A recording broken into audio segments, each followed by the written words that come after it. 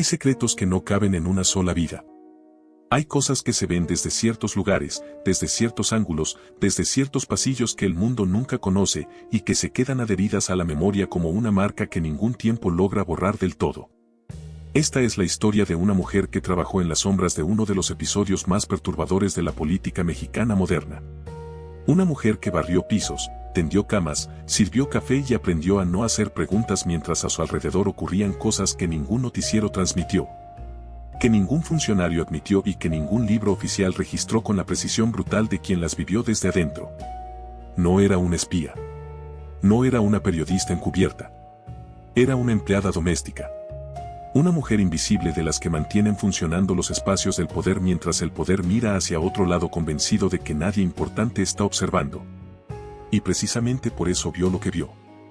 Porque los poderosos nunca cuidan sus secretos frente a quienes consideran invisibles. Todo comenzó mucho antes de que ella llegara al lugar. Comenzó en diciembre de 1997, en un cuarto cerrado, lejos de los reflectores, lejos de las cámaras, lejos de la imagen cuidadosamente construida que México estaba a punto de conocer. Dos mujeres en una habitación con olor a humo y a algo más denso, más antiguo, más difícil de nombrar con el vocabulario de la política convencional. Sobre una superficie improvisada ardían fotografías. No cualquier fotografía. Fotografías de personas específicas, personas que representaban obstáculos, personas que ocupaban lugares que alguien más quería ocupar. Y sobre algunas de esas imágenes que se retorcían bajo el fuego, una tarántula viva, clavada como parte de un ritual que no tenía nada que ver con campañas electorales ni con estrategias de comunicación política.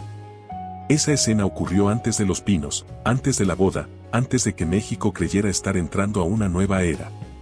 Ocurrió cuando una mujer nacida el 10 de abril de 1953 en Zamora, Michoacán, todavía estaba construyendo el camino que la llevaría hasta el centro del poder. Cuando todavía necesitaba asegurarse de que nadie pudiera quitarle lo que estaba a punto de conquistar. Cuando la ambición era tan grande y el miedo a perder era tan profundo que los métodos convencionales no parecían suficientes garantía. La empleada no estuvo en ese cuarto en 1997. Pero escuchó hablar de él años después, en susurros, en fragmentos, en esas conversaciones que ocurren cuando la guardia baja y la verdad encuentra una grieta por donde escapar. Y cuando escuchó esa historia por primera vez, sintió que todas las cosas que había visto con sus propios ojos dentro de ese mundo de repente encontraban una explicación que ningún discurso oficial hubiera podido darle. Porque hay historias que solo se entienden desde el principio. Y el principio de esta historia no estaba en los pinos. Estaba en una mujer que juró, mucho antes de que el país la conociera, que nunca volvería a ser nadie. Zamora, Michoacán. Una ciudad de tamaño mediano, de apellidos conocidos, de jerarquías sociales que no necesitan anunciarse porque todo el mundo las conoce desde que nace.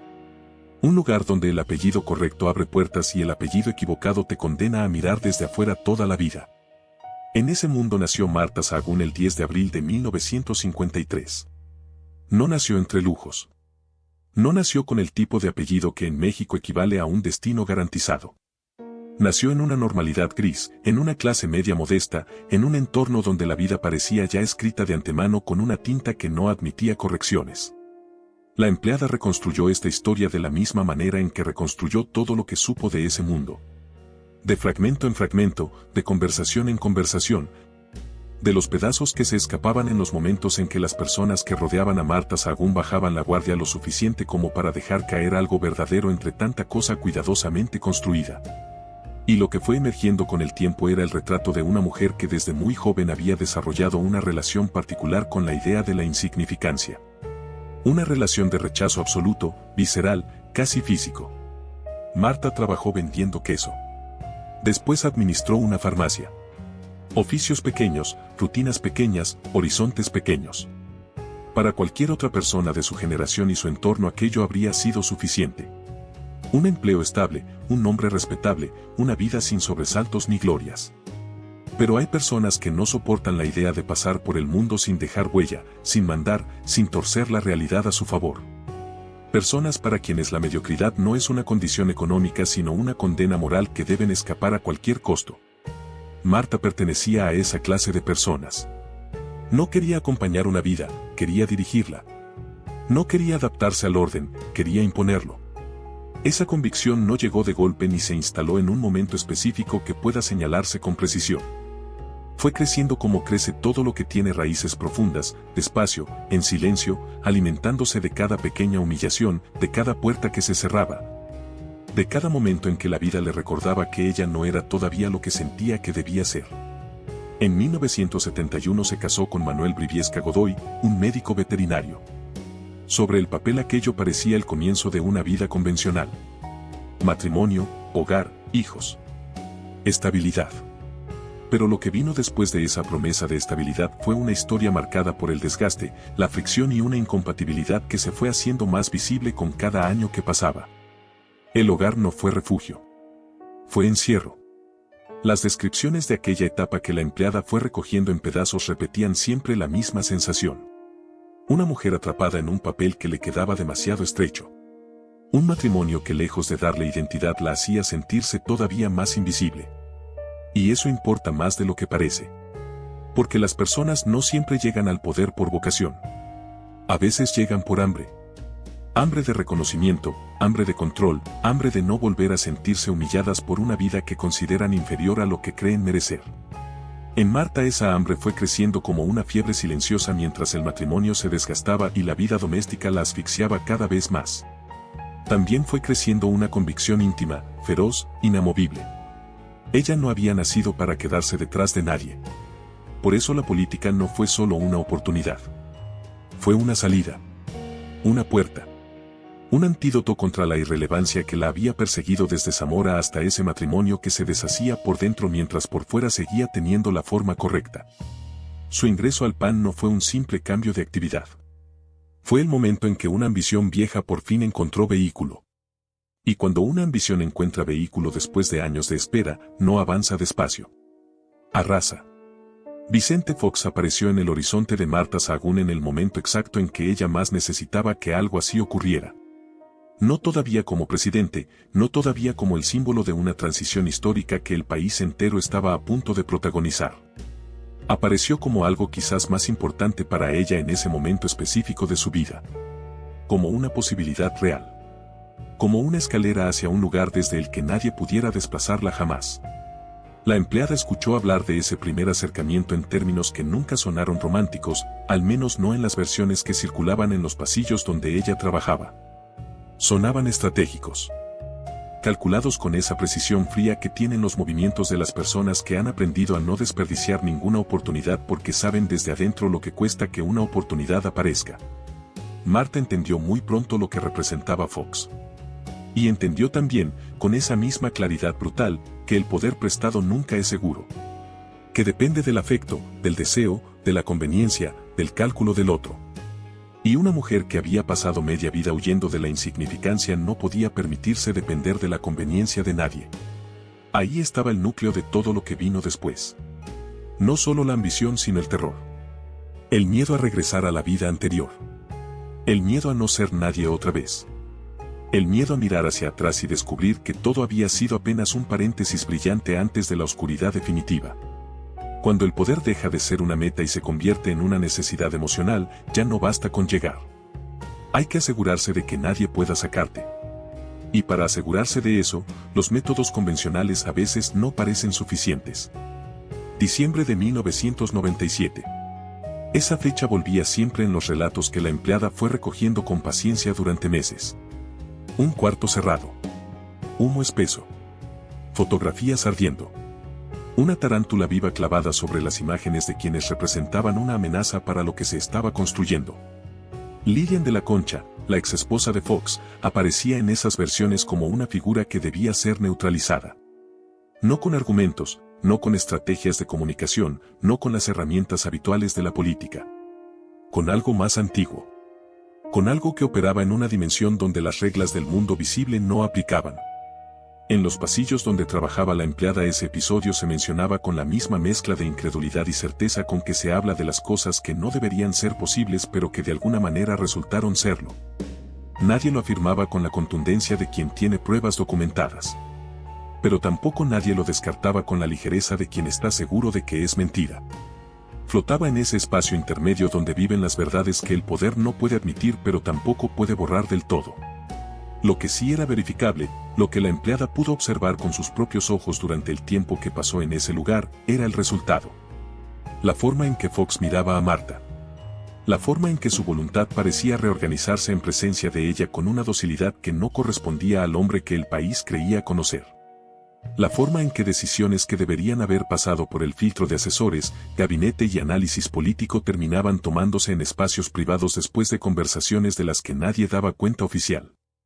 Había algo en esa dinámica que iba más allá de la influencia natural que cualquier pareja cercana ejerce sobre otra. Había algo que se parecía más a una dependencia.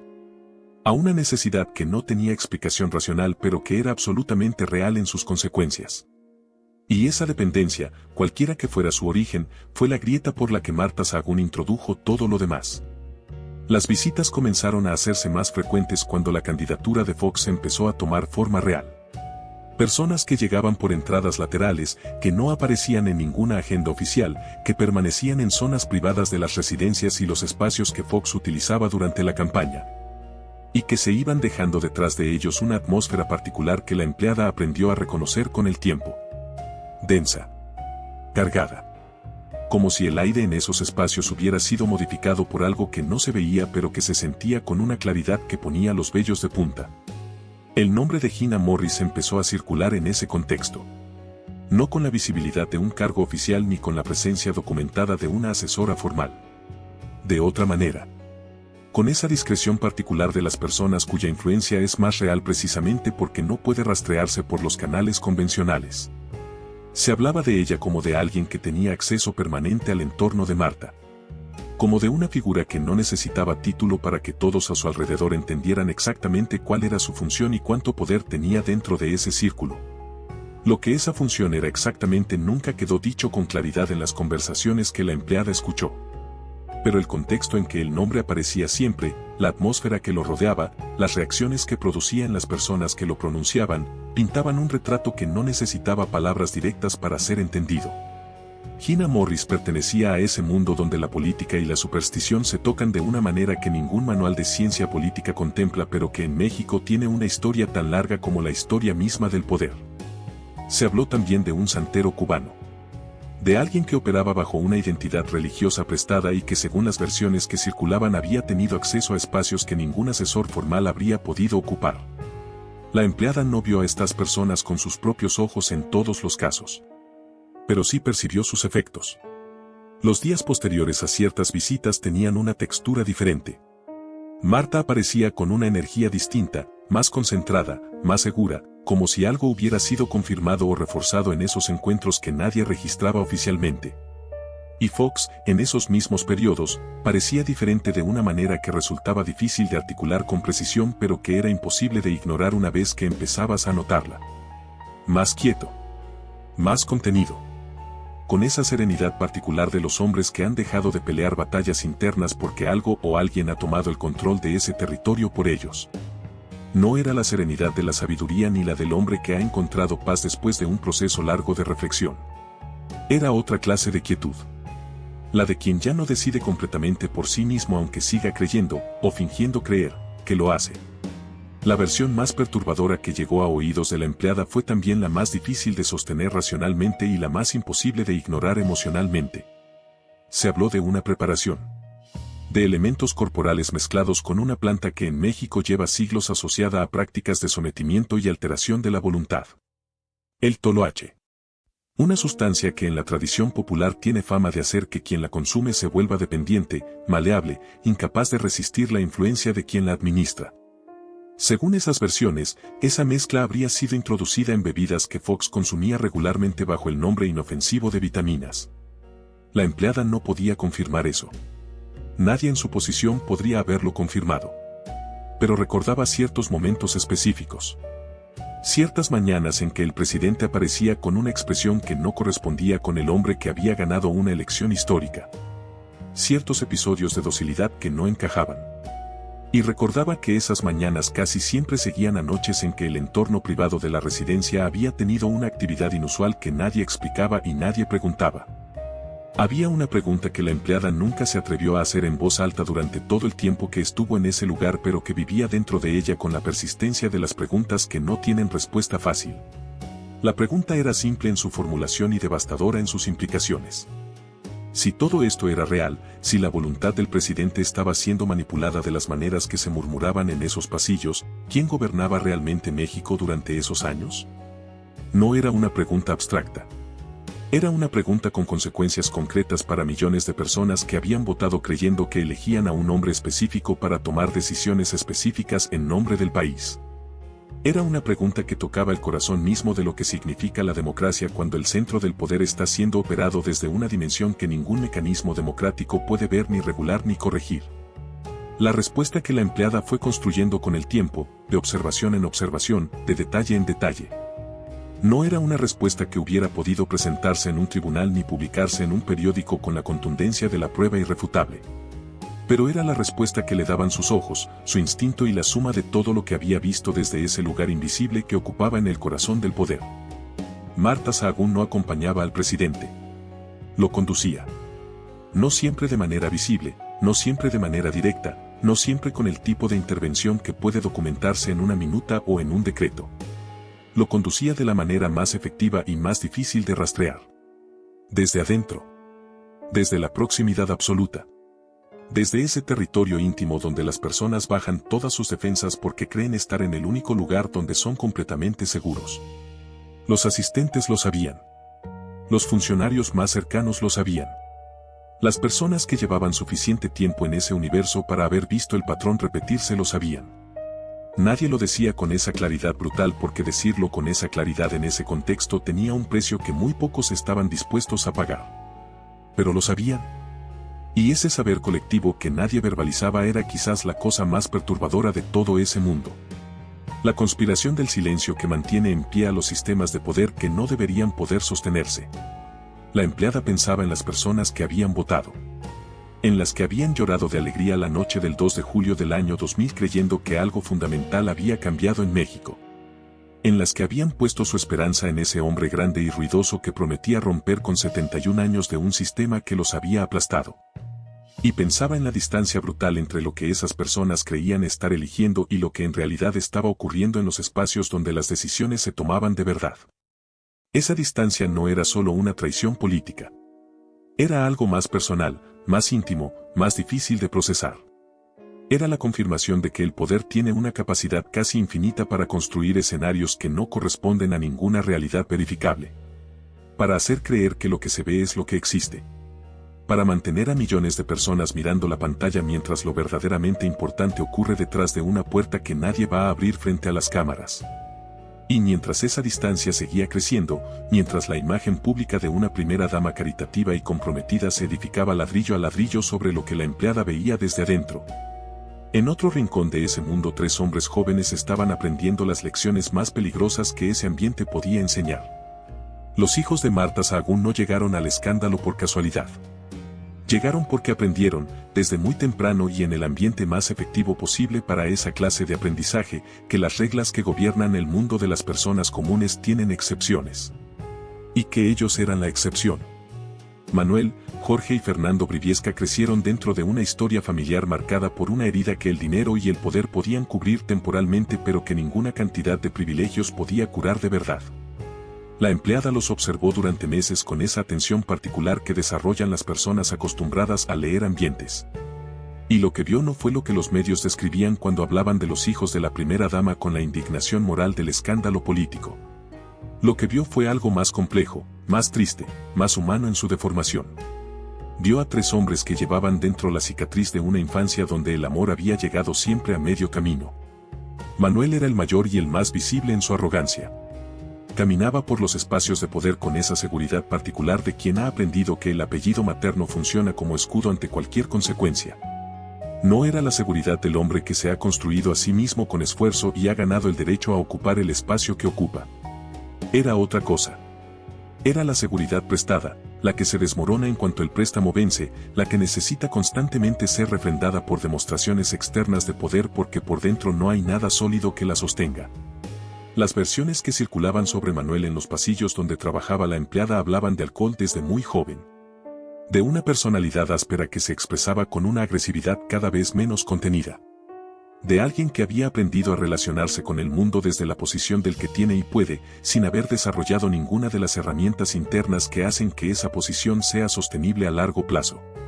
Un hombre construido sobre la arrogancia como única defensa contra un vacío que él mismo probablemente no podía nombrar. Fernando era el más calculador de los tres. Tenía esa cualidad de los hijos menores que han aprendido a sobrevivir evaluando constantemente cuál es la posición más conveniente en cada momento. Observaba más que sus hermanos, pero lo que observaba no alimentaba reflexión ni cuestionamiento. Alimentaba estrategia. La estrategia de quien ha aprendido que en el mundo donde creció la supervivencia depende de alinearse con el poder correcto en el momento correcto. Pero fue Jorge el que más se quedó en la memoria de la empleada. No por lo que hacía, sino por lo que dejaba ver sin querer. Por esa fragilidad que se asomaba en los momentos en que bajaba la guardia. Por esa manera de caminar que tenía en las tardes cuando aparecía solo por los pasillos, como buscando algo que no sabía cómo pedir. Jorge era el más sensible de los tres y probablemente por eso el que más había sufrido. El que más había necesitado lo que no llegó. El que cargaba más visible la cicatriz de haber crecido en una casa donde la ambición de una madre había ocupado el espacio que debería haber tenido la ternura. La historia de Jorge y su abuela era la parte más dolorosa de todo lo que la empleada fue reconstruyendo sobre esa familia. La escuchó en fragmentos, de personas distintas, en momentos distintos, pero los fragmentos siempre formaban la misma imagen cuando los ponías juntos. Una imagen que contrastaba con tanta brutalidad con el mundo de reflectores y discursos y promesas de cambio que resultaba casi imposible de sostener emocionalmente. Entre 1999 y 2001, mientras Marta Sahagún recorría actos de campaña y consolidaba su posición junto a Vicente Fox. Mientras México entero miraba hacia esa figura que prometía ser el rostro humano del cambio democrático, Jorge Briviesca estaba en una habitación. Una habitación pequeña, probablemente oscura, con el silencio particular de los espacios donde alguien se está apagando. Cuidando a su abuela agonizante. Dándole cucharadas lentas de alimento a una mujer que se iba mientras su madre se alejaba cada vez más hacia otra vida. La empleada pensaba mucho en esa imagen. En lo que significa para un ser humano joven quedarse sosteniendo ese peso mientras el mundo avanza a toda velocidad hacia otra parte. En lo que aprende un hijo sobre el amor y sobre su propio valor cuando descubre que en el momento más difícil es él quien está en la habitación oscura y su madre está en el escenario iluminado. Eso marca. Marca de una manera que no se borra con ningún apellido ilustre ni con ninguna fotografía junto al poder. Deja una cicatriz en el lugar donde debería vivir la certeza de que uno importa, de que su presencia cuenta, de que hay alguien que elegiría estar donde él está antes que en cualquier otro lugar del mundo. Jorge nunca tuvo esa certeza. Y la ausencia de esa certeza lo fue llevando hacia los lugares donde las personas buscan anestesia cuando el dolor no tiene nombre ni dirección clara. Las drogas aparecieron en su historia con esa lógica terrible de los sustitutos que nunca sustituyen realmente nada pero que ofrecen alivio temporal suficiente para seguir eligiéndolos una y otra vez. El nombre de Oceánica flotó durante años alrededor de esa parte de su historia. Clínicas de rehabilitación. Ingresos, salidas, recaídas. El ciclo agotador de alguien que intenta curar con química lo que en realidad tiene origen en una herida emocional que nunca fue tratada en el momento en que debía haber sido tratada. La empleada vio a Jorge en algunos de sus peores momentos. No los peores en el sentido de la adicción visible, sino los peores en el sentido de esa soledad particular que a veces se cuela por debajo de todas las defensas y queda expuesta en los ojos de una persona aunque el resto de su cuerpo esté haciendo todo lo posible por ocultarla. Lo vio en pasillos, en espacios comunes de la residencia, en momentos en que la guardia bajaba lo suficiente como para que la herida se asomara. Y cada vez que lo veía así, la empleada pensaba en la distancia entre ese hombre y la imagen que su madre proyectaba públicamente. La imagen de una mujer comprometida con la familia, con los valores, con la construcción de un México mejor para todos. Pensaba en esa distancia y sentía algo que no era exactamente lástima porque la lástima simplifica. Era algo más parecido a la tristeza de entender que los grandes daños casi nunca ocurren con intención de dañar. Que las personas pueden destruir a quienes aman más simplemente por no saber cómo amar sin destruir. Marta Sahagún probablemente amaba a sus hijos. Pero los amó desde la distancia de su propia ambición. Y esa clase de amor, aunque sea real en su origen, termina produciendo el mismo daño que el abandono. El dinero llegó como llega siempre a los espacios donde el poder no tiene límites claros. sin anuncio, sin explicación, con esa naturalidad perturbadora de las cosas que se instalan en un lugar como si siempre hubieran estado ahí. La empleada no entendía de contratos petroleros ni de los mecanismos específicos a través de los cuales los recursos públicos podían ser desviados hacia beneficiarios privados con la cobertura de nombres corporativos y estructuras legales diseñadas para que el saqueo sonara administrativo. Pero sí entendía de atmósferas. Y la atmósfera alrededor de los Briviesca cambió de manera visible cuando los negocios empezaron a crecer. Manuel fue el primero en proyectar esa transformación. La arrogancia que siempre había tenido se densificó, se volvió más sólida, más respaldada por algo concreto que estaba detrás de ella. Ya no era solo la arrogancia del hijo de la primera dama. Era la arrogancia del hombre que tiene dinero propio, o que cree tenerlo. Que ha encontrado la manera de convertir la proximidad al poder en una fuente de recursos que fluye con una generosidad que ningún negocio legítimo de su tamaño podría explicar. El nombre de Oceanografía comenzó a circular en los pasillos con esa insistencia de las palabras que están en el centro de algo importante. Una empresa de servicios marítimos que de pronto aparecía en todas las conversaciones del entorno sin que nadie explicara claramente que tenía que ver con una residencia presidencial ni con los hijos de la primera dama. Amado Yáñez era otro nombre que flotaba en ese mismo universo, conectado a los Briviesca por hilos que nadie trazaba abiertamente pero que todos en ese círculo parecían conocer. La acusación de fondo era devastadora en su simplicidad. Que los hijos de Marta, operando desde la sombra pero con el blindaje del apellido y la proximidad presidencial, habían encontrado la manera de presionar para mover contratos, desplazar competidores y abrirle paso a negocios que dependían de la complicidad institucional para funcionar. Pemex, la empresa más grande del país, la que en teoría pertenecía a todos los mexicanos, aparecía en esas versiones como parte del mecanismo. No como víctima pasiva sino como territorio que había sido penetrado por una red de favores que operaba desde el corazón mismo del sexenio que prometía limpieza moral. La cifra que más golpeó cuando empezó a trascender fue brutal en su concreción. 6.000 millones de pesos. 6.000 millones flotando sobre el apellido de una familia que había llegado al poder prometiendo romper con la corrupción del viejo régimen. La empleada escuchó esa cifra por primera vez en una conversación entre dos personas que no sabían que ella estaba cerca. La escuchó y sintió algo que no era sorpresa porque ya había visto demasiado para sorprenderse. Era otra cosa. Era esa sensación específica de cuando algo que ya intuías queda confirmado con números que le dan una dimensión que la intuición sola no puede proporcionar. Y mientras ese dinero se movía, mientras los contratos se firmaban, mientras la red de favores y presiones institucionales funcionaba con una eficiencia que habría sido admirable en cualquier otro contexto, Marta Sahagún cubría. Con su presencia, con su influencia, con ese blindaje invisible que convertía cada señalamiento en una pared, cada denuncia en un rumor, cada periodista incómodo en un objetivo a neutralizar.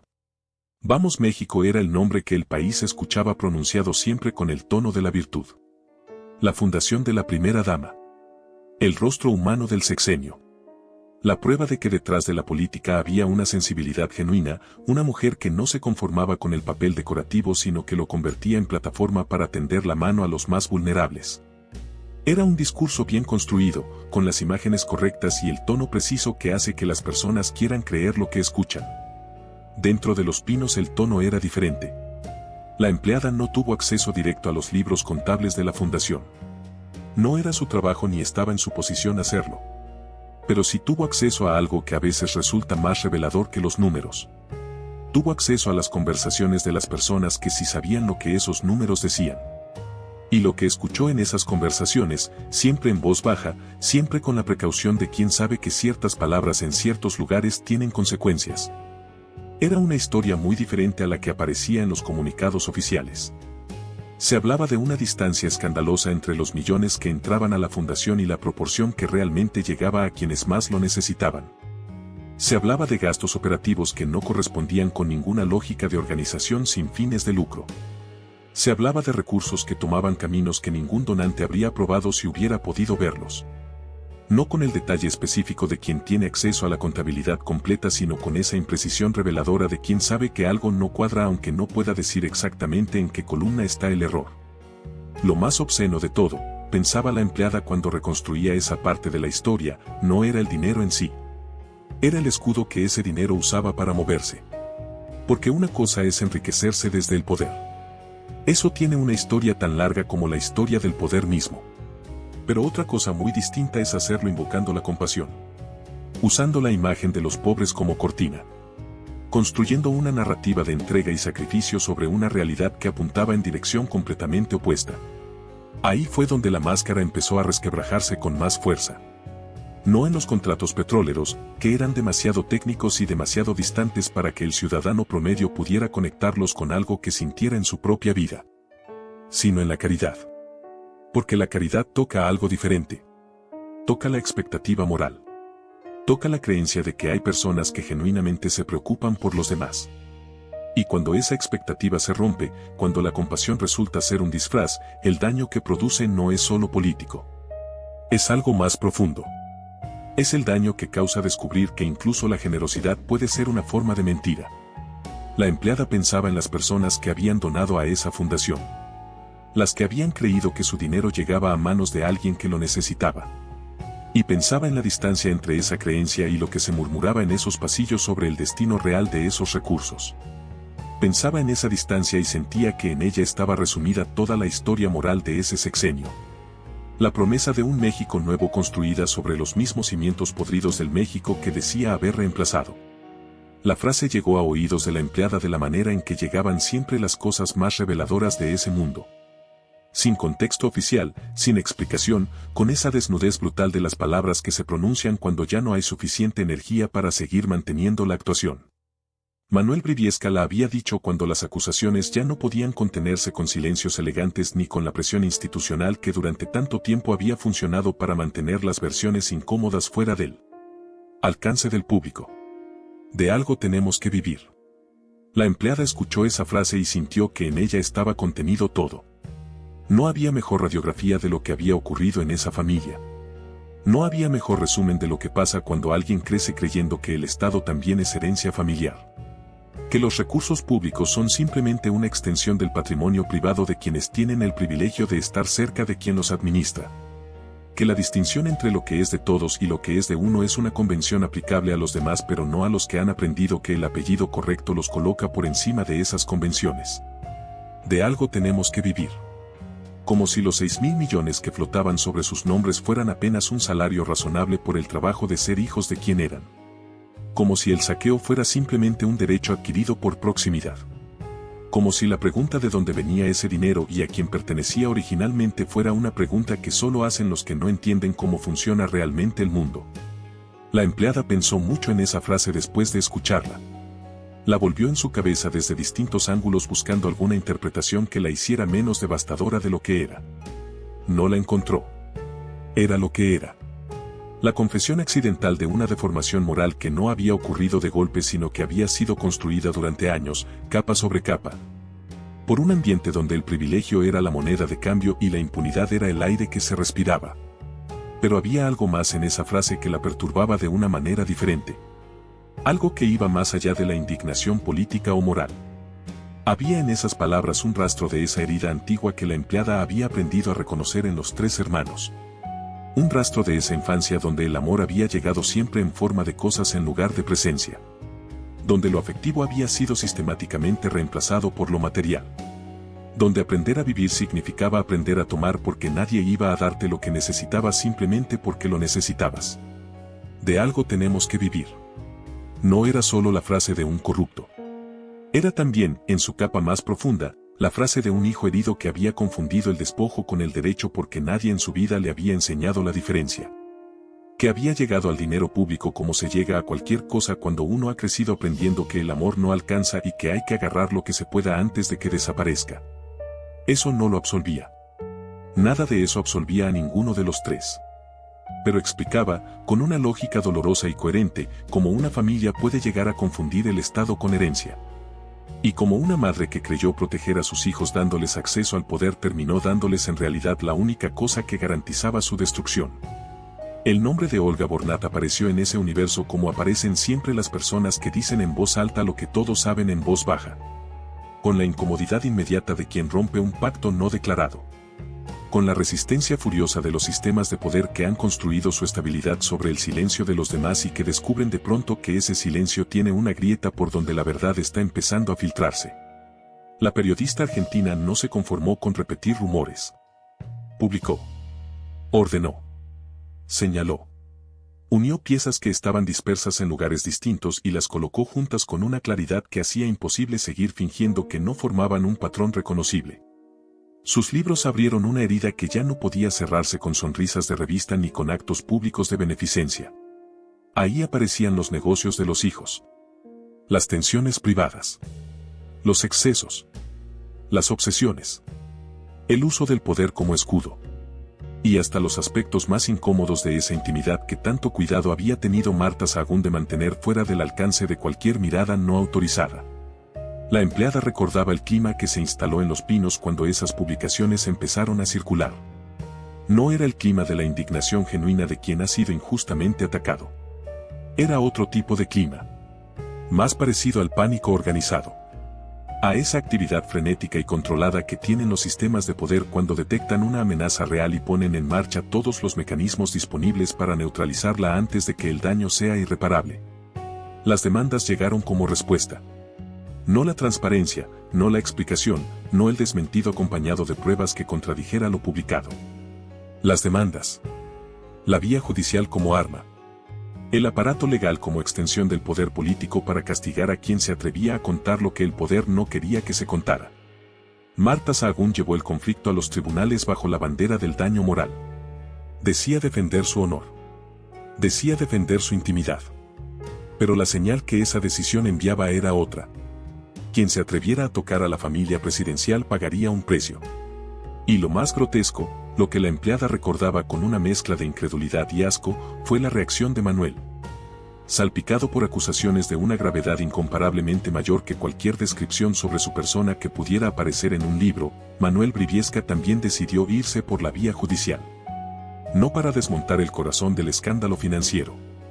No para responder a las acusaciones sobre contratos, sobre Pemex, sobre los miles de millones que flotaban sobre su nombre, sino para protestar por descripciones sobre su aspecto físico y por apodos que lo ridiculizaban en ciertos círculos. Ese detalle que podría parecer menor revelaba una deformación moral que la empleada reconoció de inmediato. Era el mismo patrón que había observado durante meses en esa familia. La incapacidad total de distinguir entre lo importante y lo accesorio.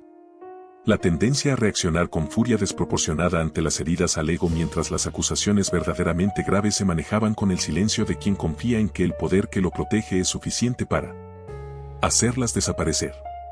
El problema no era la corrupción, parecía decir esa reacción. El problema era que alguien la contara sin el respeto debido.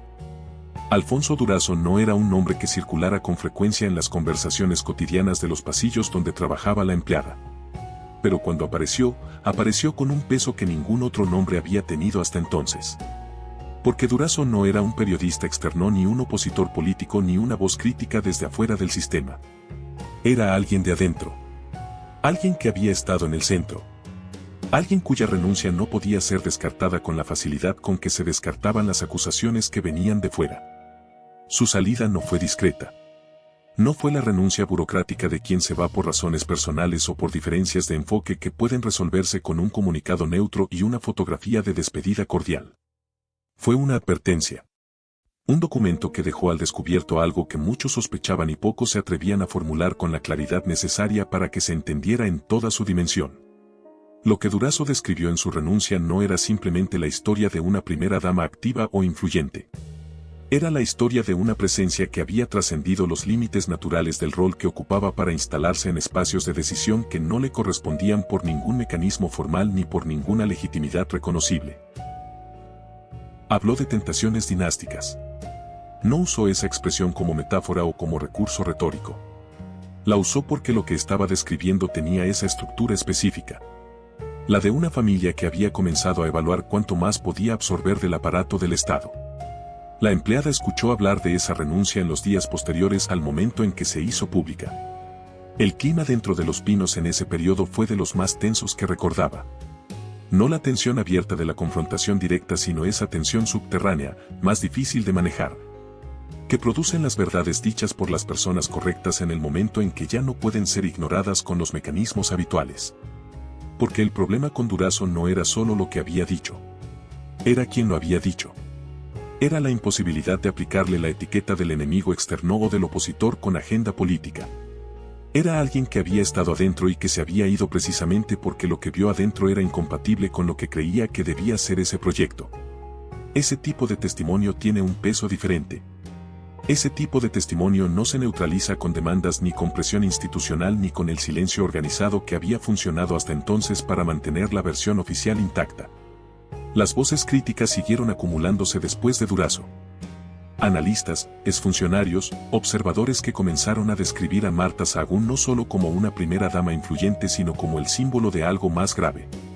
La confirmación de que la alternancia que México había celebrado como una ruptura histórica estaba reproduciendo con otro rostro los mismos vicios de siempre. Favoritismo. Opacidad. Castigo a la prensa incómoda. Protección a los cercanos. Manipulación de instituciones. El país había votado por una ruptura y terminó contemplando cómo una nueva élite aprendía demasiado rápido los métodos de la vieja. El 30 de noviembre de 2006 Vicente Fox y Marta Sahagún abandonaron Los Pinos. La empleada no estaba ahí ese día. Había salido de ese mundo tiempo antes. Con la discreción silenciosa con que salen las personas que saben demasiado y que han aprendido que la mejor protección es volverse invisible antes de que alguien decida que su visibilidad representa un riesgo. Pero supo de ese día, lo siguió desde lejos, con esa mezcla particular de alivio y pesadumbre que producen los finales que llegan demasiado tarde. El gesto visto desde lejos parecía el final natural de un sexenio. Un presidente que se iba, otro que llegaba. Así funciona la democracia sobre el papel. Pero por debajo de esa ceremonia republicana quedaba algo que ningún protocolo de transmisión de poderes podía limpiar. Un país distinto al que habían prometido. El cambio había terminado oliendo a privilegio, a negocios de familia, a pactos de silencio, a una primera dama que no había querido acompañar al poder sino poseerlo. Los hijos de Marta, acostumbrados durante 6 años a moverse por el mundo con la certeza de que la cercanía al poder era una forma de inmunidad perpetua, empezaron a descubrir algo que el ambiente de Los Pinos nunca les había enseñado. Que la protección que habían disfrutado no viajaba con ellos. Que los muros que los habían blindado durante tanto tiempo tenían límites geográficos e institucionales que el apellido materno no podía cruzar indefinidamente. Durante un tiempo todavía intentaron sostener la ficción. Tejas. Propiedades. Vida cómoda en el exterior. Movimientos discretos. Dinero suficiente para seguir fingiendo que nada se había roto del todo. Pero la impunidad construida dentro de un sistema específico no siempre sobrevive fuera de ese sistema. Y fue exactamente eso lo que Manuel Briviesca descubrió cuando la investigación que había estado moviéndose en silencio al otro lado de la frontera llegó a un punto en que ya no podía ser ignorada con una llamada telefónica. Ni con la presión de un nombre que en ese contexto no pesaba lo mismo que había pesado en México durante 6 años. Las palabras que llegaron desde el sistema judicial estadounidense tenían una frialdad que contrastaba brutalmente con el lenguaje de las instituciones mexicanas que durante tanto tiempo habían aprendido a hablar de esos temas. Con la ambigüedad conveniente de quien sabe que hay líneas que no conviene cruzar. Fraude electrónico. Conspiración. Complicidad. Encubrimiento. Palabras que no admitían la imprecisión cómoda del expediente que se archiva ni la dilación indefinida del proceso que nunca termina de llegar a ninguna parte. Manuel respondió como responden casi siempre los herederos del privilegio cuando el mundo real finalmente los alcanza. Negando. Afirmando que la firma no era suya. Insistiendo en que todo era un error. Como si la costumbre de evadir consecuencias que había funcionado durante toda su vida pudiera seguir funcionando en un contexto donde las reglas eran diferentes y donde el apellido de su madre no tenía el mismo peso específico que había tenido en los pasillos de Los Pinos. Pero algo se había quebrado definitivamente. Y esa ruptura era irreversible. Diciembre de 2012. La condena llegó con la puntualidad implacable de las cosas que no pueden seguir siendo pospuestas indefinidamente. 3 años de libertad condicional. Multa. Vigilancia. Para el tamaño moral del desastre que representaba, esas consecuencias podían parecer insuficientes. Pero alcanzaban para algo que ningún dinero podía comprar ni ninguna influencia podía revertir. Alcanzaban para poner sobre el apellido una marca que ya no podía borrarse con discursos sobre persecución política o malentendidos judiciales. Por primera vez uno de los hijos de Marta Sahagún no aparecía como operador, heredero o beneficiario protegido del sistema. Aparecía como un hombre alcanzado por una sanción real en un tribunal que no había podido ser doblado con las herramientas que durante tanto tiempo habían funcionado dentro del perímetro mexicano de impunidad que los había protegido. La empleada supo de esa condena desde la distancia de su vida nueva, la que había construido lejos de ese mundo después de salir con la sigilo de quien sabe que el mejor momento para marcharse es antes de que alguien decida que su presencia ya no es conveniente. La supo y sintió algo que tampoco era exactamente satisfacción, porque la satisfacción implica que la justicia llegó completa y la justicia nunca llega completa en estas historias. Era algo más parecido al reconocimiento. Al alivio pequeño y melancólico de ver que la realidad a veces, no siempre pero a veces, termina alcanzando a quienes creyeron que podían correr más rápido que ella indefinidamente. El regreso de los Briviesca a México después de esos años en el exterior no tuvo la solemnidad de los regresos dignos. Fue opaco, discreto, cargado con ese peso particular de los retornos que no son elecciones sino necesidades. Guanajuato dejó de parecer un santuario de poder y se volvió simplemente un refugio. El único lugar donde el apellido todavía significaba algo. Aunque ya no fuera lo mismo que había significado cuando ese apellido tenía detrás de él los recursos y la protección de la residencia oficial más poderosa del país. Los tres hermanos, que un día caminaron por los pasillos del poder con la insolencia de príncipes del sexenio del cambio, comenzaron a cargar otra cosa. Investigaciones pendientes. Descrédito público. Pleitos legales. Dinero drenado por abogados. El eco de un apellido que ya no abría puertas con admiración sino con sospecha, que ya no producía el silencio respetuoso del poder sino el silencio incómodo de quien sabe una historia que preferiría no recordar. Marta Sahagún los vio caer. O los vio tambalearse, que es lo que puede verse desde afuera cuando el interior de una familia se derrumba con esa lentitud particular de los desmoronamientos que nadie quiere admitir que están ocurriendo. Los cubrió hasta donde pudo. Los defendió hasta donde el costo de esa defensa fue manejable. Y después, cuando el costo empezó a ser demasiado alto incluso para ella, se retiró hacia el único espacio que le quedaba. El rancho. El silencio. La apariencia de serenidad construida sobre todo lo que no podía decirse. Hoy Marta Sahagún vive en el rancho San Cristóbal en Guanajuato. Junto a Vicente Fox. Lejos del centro del escenario, lejos de los reflectores. Lejos de esos pasillos donde una mujer invisible aprendió a leer los secretos de un sexenio que prometió cambiar a México y terminó reproduciendo con otro rostro los vicios más viejos del poder. La escena vista desde lejos parece tranquila. Una ex primera dama en su etapa final. Una pareja presidencial que envejeció junta. Una fundación que todavía intenta hablar el lenguaje de la ayuda y las buenas intenciones. Pero la empleada, que vive su propia vida lejos de todo eso, sabe lo que sabe. Y lo que sabe no envejece.